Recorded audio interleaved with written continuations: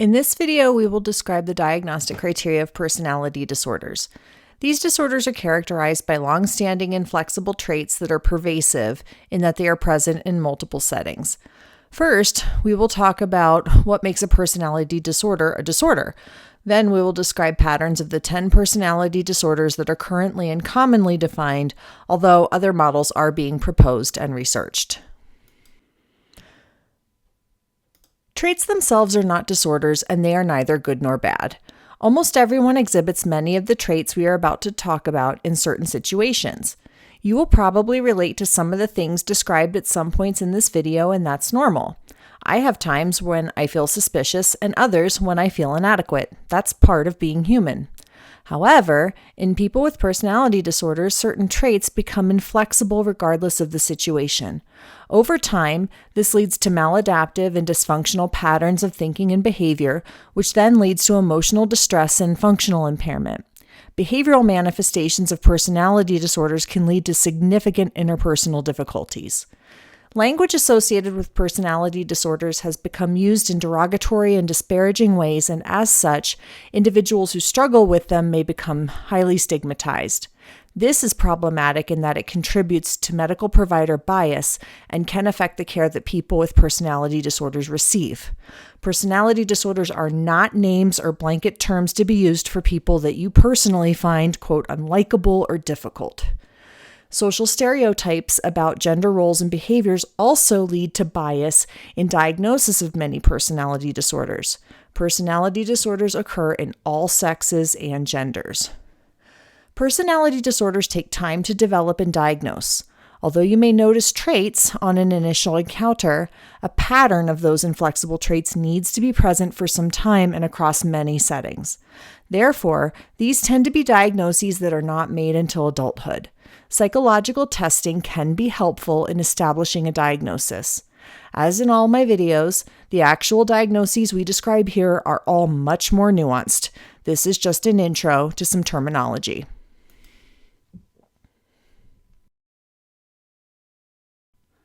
When assessing emotions and behaviors and determining if there's a psychiatric component, you must first be confident that the symptoms are not due to normal, developmental, or culturally accepted beliefs or behavior. One of the main distinguishing features between normal behavior and a disorder is that in order to meet criteria for a disorder, the features contribute to significant impact on function.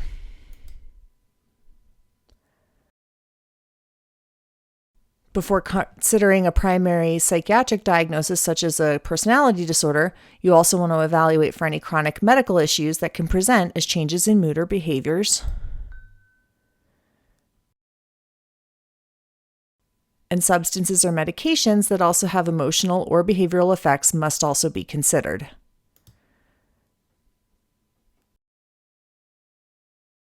Once all of those other factors have been considered, we can then look at the broad psychiatric differential. Traits of personality disorders tend to be enduring. This is not to say that they cannot improve over time and with treatment. Symptoms can wax and wane in response to stressors. However, in personality disorders, symptomatology is generally observed to some degree most of the time. It is enduring, and it's really hard to pinpoint when those symptoms started.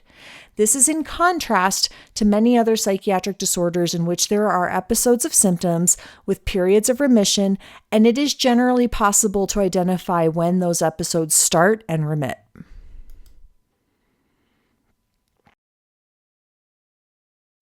Because of the long-standing nature of symptoms observed in personality disorders, many visits are often needed in order to make and establish a diagnosis. Traits can be observed at any time. There are 10 personality disorders defined in the DSM, and all of them have a few things in common. In addition to symptom patterns that are enduring, personality disorders are pervasive in that they occur in some way across almost all settings. The traits are inflexible and they tend to function in maladaptive ways, leading to distress or impairment in functioning, often interpersonal, but they can also include impulse control, perception of self, others, or events, or affective or emotional responses to situations. Traits of personality disorders can often be observed in adolescence, but are also not diagnosed until adulthood, in part because of the need for long symptom duration to meet criteria for a disorder.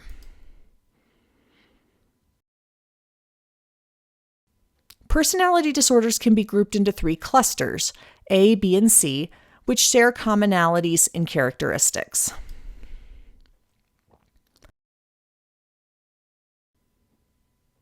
Individuals with cluster A personality disorders can exhibit eccentric thoughts or behaviors. They may appear isolative or socially withdrawn for various reasons, or be mistrustful of others, again for different underlying reasons as characterized by each symptom cluster. People with cluster A personality disorders may also come across as emotionally detached or cold to others. There are 3 personality disorders under the umbrella of cluster A: schizoid, schizotypal, and paranoid. Schizoid personality disorder affects an estimated 5% of the population, but is relatively uncommon in the clinical setting. Schizoid personality disorder is characterized by lack of desire and enjoyment of close relationships, or little to no interest in sexual relationships, tendency to prefer being alone and solitary activities, and choosing to have very few close friends. Individuals with schizoid personality disorder may appear indifferent, detached, or cold to others. And despite the name, schizoid personality has nothing to do with schizophrenia or psychosis.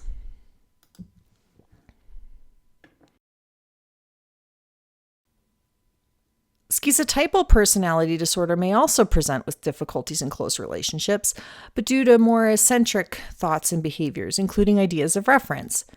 Magical thinking that is not consistent with cultural norms. Examples would include clairvoyance, superstitions, belief that they can control others by thoughts or have a sixth sense, unusual perceptual experiences, unusual thinking and speech, suspiciousness, constricted affect, and social anxiety that comes from paranoid fears of others rather than a fear of being criticized by others, like you would see in social anxiety. Schizotypal personality disorder is being investigated on the spectrum of psychotic disorders. Individuals with schizotypal PD can decompensate under times of stress and exhibit hallucinations and delusions, more consistent with a brief psychotic disorder.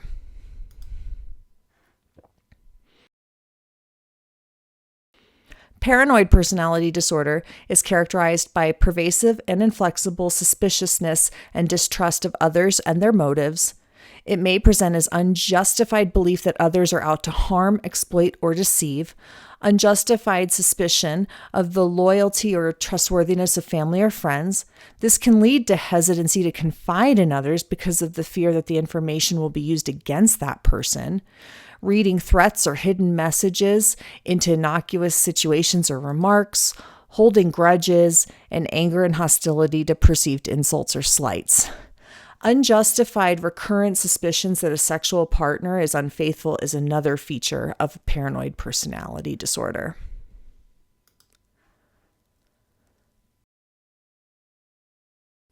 Cluster B personality disorders are often characterized by impulsivity, erratic or risky behaviors, emotional intensity and lability, and unstable relationships. There are 4 personality disorders under the Cluster B umbrella: histrionic, borderline, antisocial, and narcissistic.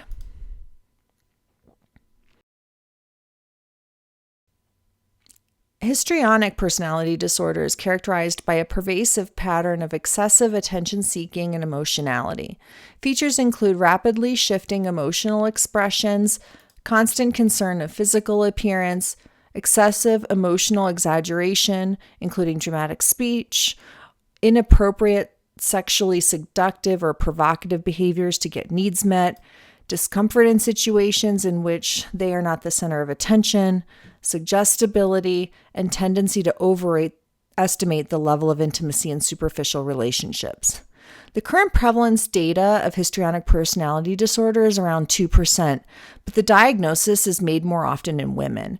This may be related to cultural normed beliefs regarding behavior, appearance, and emotional expressiveness.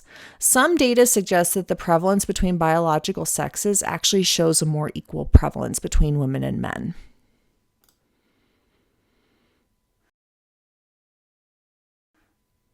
Borderline personality disorder prevalence is estimated at 6% in primary care, 10% in outpatient mental health, and 20% in inpatient mental health settings.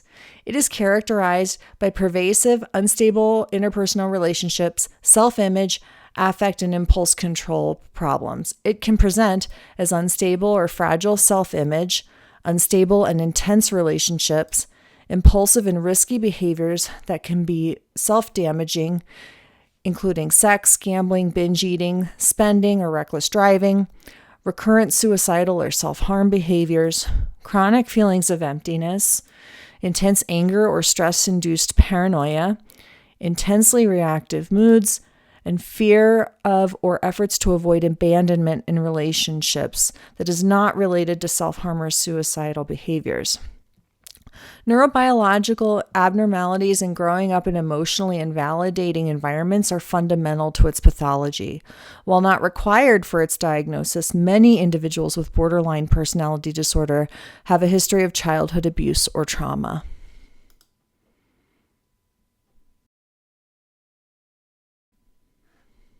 The estimated prevalence of antisocial personality disorder is between 0.2 to 3%. It is higher in prison and substance use settings, as well as individuals with psychosocial factors, including poverty and migration. Antisocial personality disorder has nothing to do with desire for social relationships. Antisocial personality disorder is characterized by disregard for others' needs and feelings and violation for the rights of others.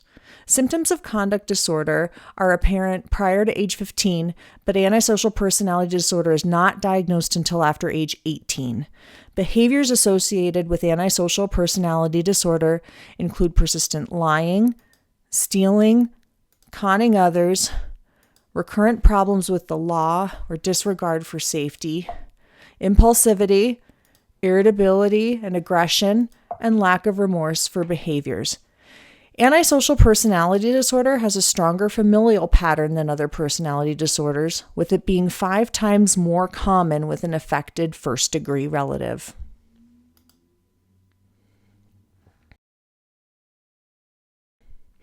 Narcissistic personality disorder is characterized by constant and pervasive grandiosity, need for admiration, and lack of empathy.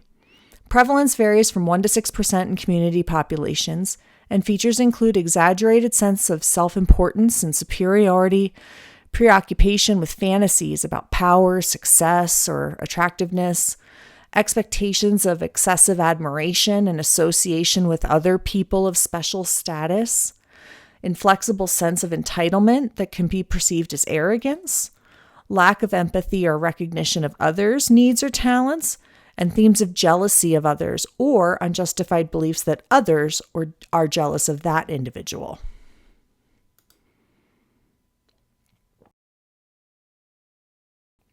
Cluster C personality disorders share a lot of traits with anxiety disorders. Individuals with cluster C personality disorders may exhibit constant anxiety, avoidant behaviors, low self-esteem, difficulty taking on challenges, and needing constant reassurance. There are 3 cluster C personality disorders: avoidant, dependent, and obsessive compulsive.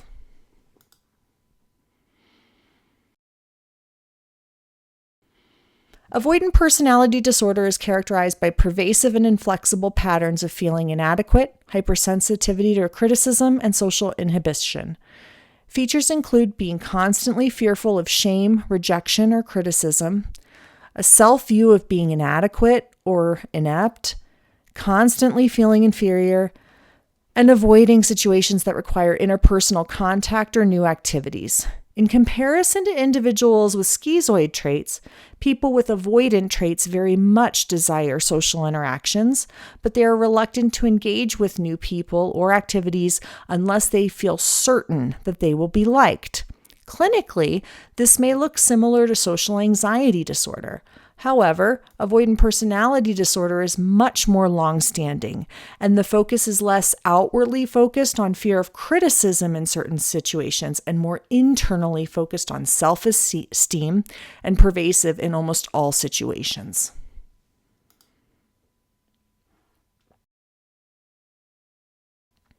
Dependent personality disorder is characterized by pervasive, inflexible, and developmentally inappropriate need to be taken care of by others.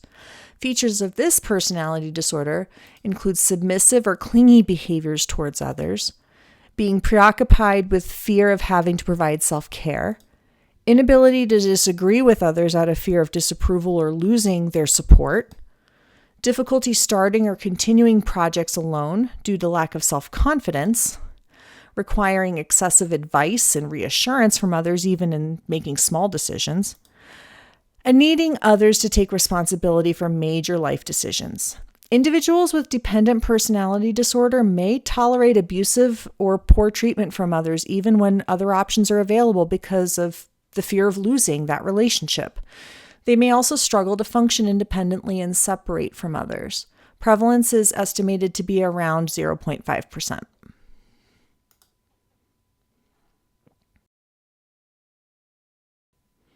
Lastly, we will describe obsessive compulsive personality disorder, or OCPD, which is characterized by pervasive and inflexible focus on orderliness, perfectionism, and control.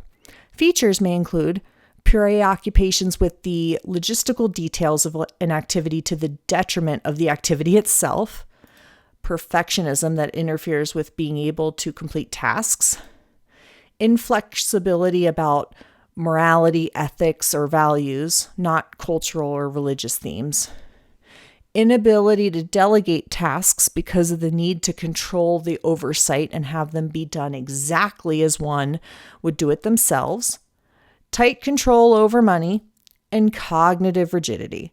This is different than obsessive compulsive disorder. Although people with obsessive compulsive disorder may appear to obsess about small details and need to adhere to rigid rules, the function of that behavior in OCD is often to counteract intrusive, anxious thoughts that are unwanted. That is, they're ego dystonic. In OCPD, these behaviors tend to be ego syntonic in that they feel adaptive to the person experiencing them.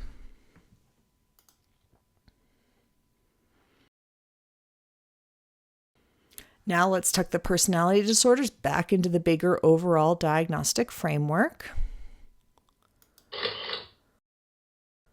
To summarize, personality disorders are characterized by inflexible patterns of self-image, thinking, and behavior that occur across all settings. None of them are developmentally appropriate or culturally sanctioned.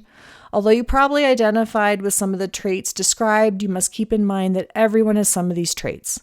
The difference between trait and disorder is level of functional impairment, including interpersonal distress and difficulty.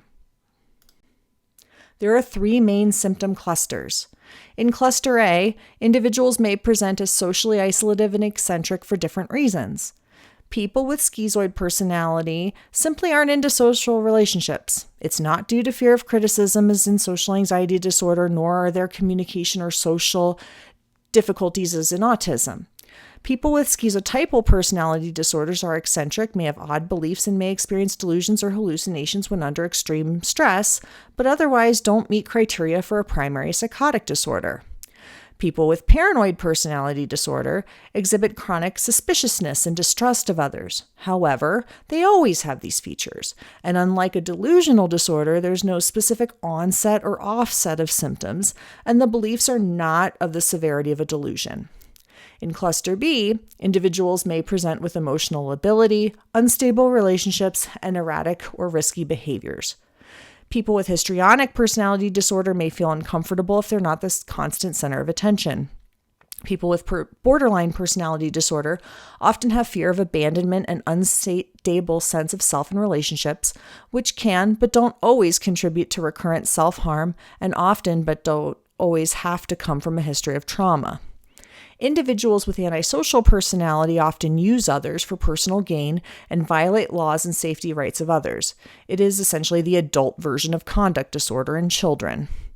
Narcissistic personality disorder is associated with pervasive entitlement, grandiosity, and need for admiration that can look like bipolar disorder but doesn't only occur in manic episodes. In Cluster C, people may appear anxious, and many anxiety disorders are in the differential. The big difference is that personality disorders are enduring and not episodic. Avoidant personality disorder is similar to social anxiety disorder, but in avoidant PD, the internal feeling of inadequacy is much more prominent. People with dependent personality disorder have difficulty making their own decisions and need almost constant reassurance from others. This can look a lot like separation anxiety disorder. Obsessive-compulsive personality disorder is characterized by rigidity, perfectionism, and a need to have everything done my way. It is different from OCD in that these behaviors are long-standing and aren't done in response to intrusive ego dystonic thoughts.